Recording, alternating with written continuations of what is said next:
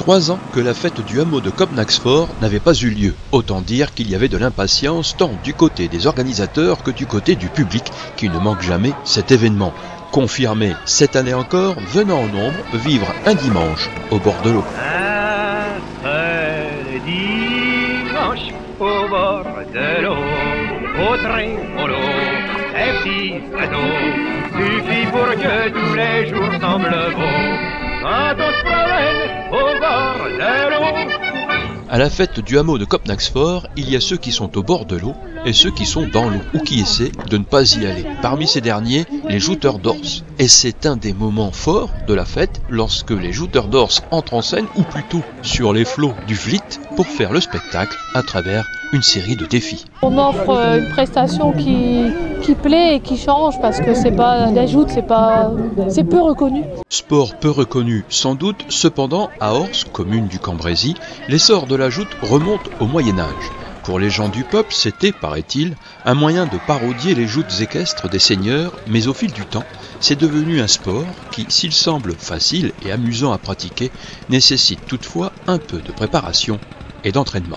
Quand on est sur le bord, on se dit pourquoi pas, c'est vrai que ça n'a pas l'air trop compliqué, mais ça demande beaucoup de qualité au niveau de l'équilibre, au niveau de la force, de la technique.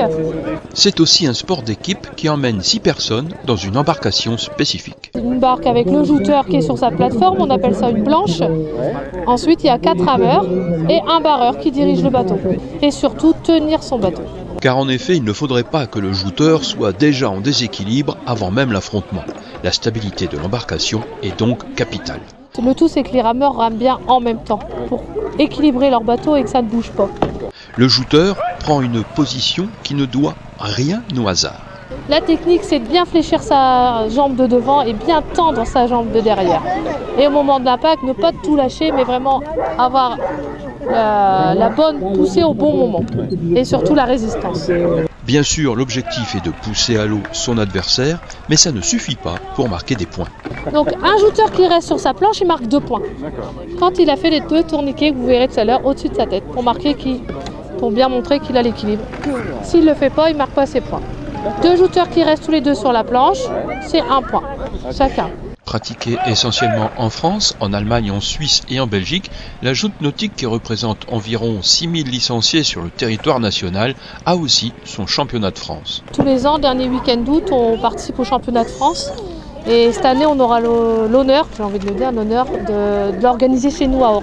Donc le dernier week-end d'août, on accueillera les clubs du Nord, les clubs d'Alsace, pour le championnat de France. Le club de joute nautique d'Ors fréquente le haut du tableau national puisque plusieurs fois champion de France. Notre équipe junior est championne de France l'année dernière, notre équipe senior aussi et notre senior garçon qui est juste ici, il est champion de France individuel senior garçon.